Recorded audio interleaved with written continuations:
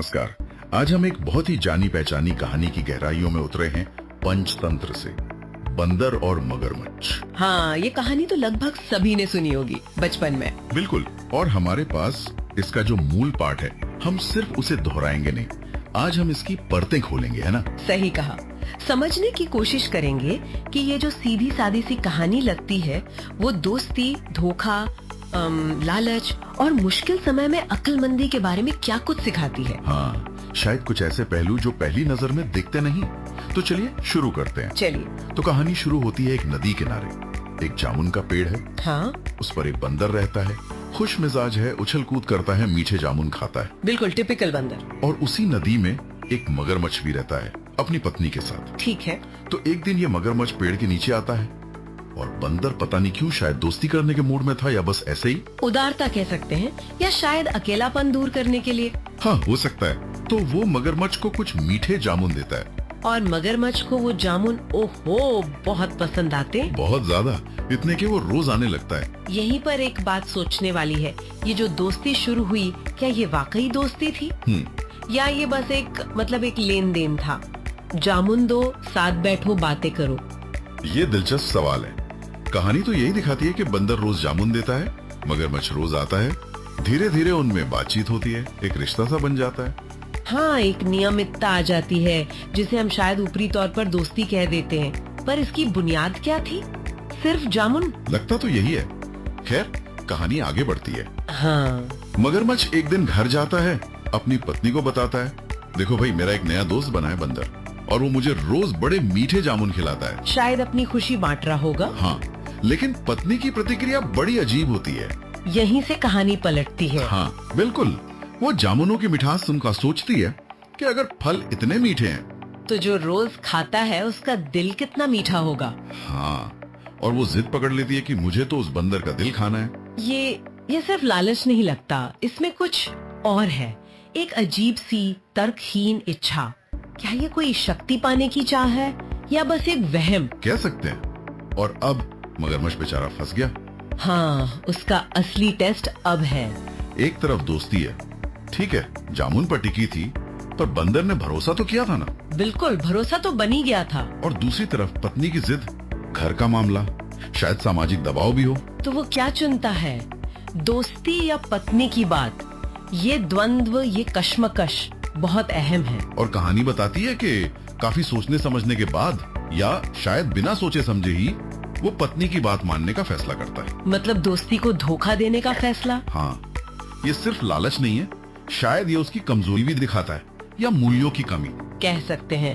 तो उसने क्या योजना बनाई? अगले दिन गया बंदर के पास, बड़ा मीठा बनकर बोला, दोस्त, मेरी पत्नी तुमसे मिलना चाहती है, तुम्हें खाने पर मिलाया है।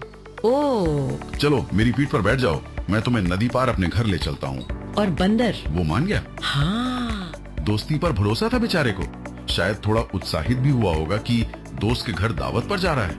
वो बैठ गया मगरमच्छ की पीठ पर। ये भरोसे का चरम है, अपनी जान पूरी तरह दूसरे के हवाले कर देना। और यहीं मगरमच्छ का धोखा और भी भयानक हो जाता है। सही बात है। उसने न सिर्फ दोस्ती तोड़ी, बल्कि उस भरोसे का नाजायज फायदा उठाया। लेकिन शायद मगरमच्छ के अंदर भी कुछ अपराध बोध था, या पता नहीं क्या। हाँ। जब वो नदी के बिल्कुल बीच में पहुँचे, जहाँ से बंदर भाग नहीं सकता था, तब उसने सच बता दिया। हाँ, उसने बता दिया कि मेरी पत्नी तुम्हारा दिल खाना चाहती है और मैं तुम्हें इसीलिए ले जा रहा हूँ। अजीब है, बीच नदी में सच क्यों बताया? क्या वो अपनी ताकत दिखा रहा था, या अपराध बोध से उबरना चाह रहा था, या बस मूर्ख था? कारण जो भी हो, बंदर के लिए तो ये बिजली गिरने जैसा था। जाहिर है, मौत सामने खड़ी थी। जिस पर भरोसा किया वही जान लेने पर तुला है। अब ज्यादातर लोग ऐसी हालत में क्या करते, घबरा जाते, चीखते चिल्लाते, हाथ पैर मारते। पर ये बंदर, ये था पंचतंत्र का बंदर। इसने आपा नहीं खोया, इसने दिमाग चलाया। बिल्कुल, फौरन स्थिति को समझा और एक कमाल की तरकीब सोची। उसने मगरमच्छ के लालच को ही हथियार बनाया। क्या कहा उसने? उसने कहा, अरे दोस्त, ये क्या किया तुमने? ये बात पहले बतानी थी ना। जैसे कि दिल देना कोई बड़ी बात ना हो। हाँ, बोला, हम बंदर लोग अपना दिल बहुत संभाल कर रखते हैं, रोज साथ लेकर नहीं घूमते। मैं तो अपना दिल पेड़ पर ही छोड़ आया हूँ। कमाल है, इतनी अतार्किक बात। पर उसने इतने आत्मविश्वास से कहा, इतनी सहजता से, कि मगरमच्छ जैसा जानवर भी सोच में पड़ गया। शायद लालच ने उसकी अक्ल पर पर्दा डाल दिया था। बंदर ने आगे कहा, अगर तुम्हें मेरा दिल चाहिए ही था तो चलो जल्दी वापस, मैं पेड़ से उतार कर तुम्हें दे दूंगा, तुम्हारी पत्नी भी खुश हो जाएगी। वाह, क्या हाजिर जवाबी। उसने मगरमच्छ के लालच को उसी के खिलाफ इस्तेमाल कर लिया। और मगरमच्छ मान गया होगा मूर्ख। बिल्कुल मान गया। उसे लगा बस किनारे पहुंचते ही दिल मिल जाएगा। वो तेजी से तैरकर वापस किनारे उसी जामुन के पेड़ के पास पहुंच गया।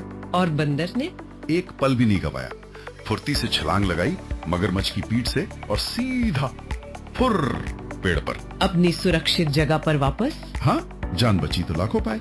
ये शारीरिक बचाव तो था ही, एक तरह से मनोवैज्ञानिक जीत भी थी। बिल्कुल।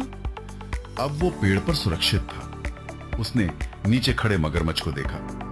अब उसकी आवाज में वो पहली वाली शांति नहीं थी, अब गुस्सा था, फटकार थी। हाँ, बोला, अरे मूर्ख मगरमच्छ, कभी सुना है कि कोई अपना दिल शरीर से निकालकर पेड़ पर टांगता है? मेरा दिल मेरे सीने में है और यही रहेगा। सबक सिखाया। तुमने दोस्ती का नाटक किया, मुझे धोखा दिया, मेरे विश्वास को तोड़ा। आज से तेरी मेरी दोस्ती खत्म।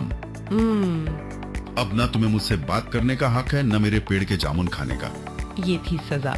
न दिल मिला, न दोस्त रहा, न जामुन। सही। धोखे का नतीजा, विश्वास टूट गया, रिश्ता खत्म, सम्मान गया। मगरमच्छ क्या बोला? क्या बोलता, शर्मिंदा हो गया, अपनी मूर्खता समझ आ गई, अपना सा मुंह लेकर वापस पानी में चला गया। कहानी खत्म। तो इस पूरी कहानी से हम क्या सीखते हैं? मतलब ऊपरी सबक तो साफ हैं, दोस्ती, लालच, चतुराई, पर क्या कुछ और गहरा है इसमें? बिल्कुल है। पहली बात तो यही कि क्या वो वाकई दोस्ती थी या बस एक मतलब का रिश्ता था, जामुनों पर टिका हुआ। हाँ, ये सोचने वाली बात है। कहानी शायद यही दिखाती है कि जो रिश्ते सिर्फ बाहरी चीजों या फायदे पर टिके हों, वो दबाव पड़ने पर टूट जाते हैं। सच्ची दोस्ती में विश्वास और निष्ठा चाहिए। सही कहा। और मगरमच्छ का किरदार, वो सिर्फ लालची नहीं है। नहीं, उसमें एक तरह की कमजोरी है।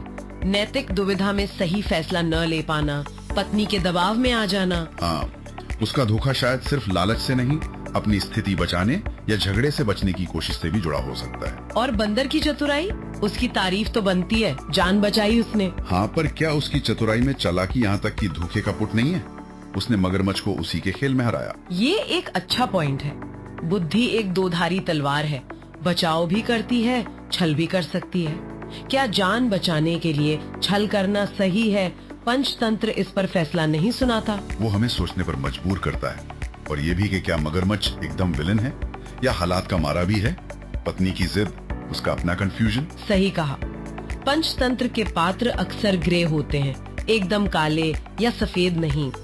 मगरमच्छ मूर्ख है, धोखेबाज है, पर उसमें एक कमजोरी भी है, वो शर्मिंदा भी होता है। और बंदर चतुर है, पर अंत में कठोर भी है, जब वो दोस्ती हमेशा के लिए खत्म कर देता है। और एक बात और, कम्युनिकेशन, बातचीत का महत्व।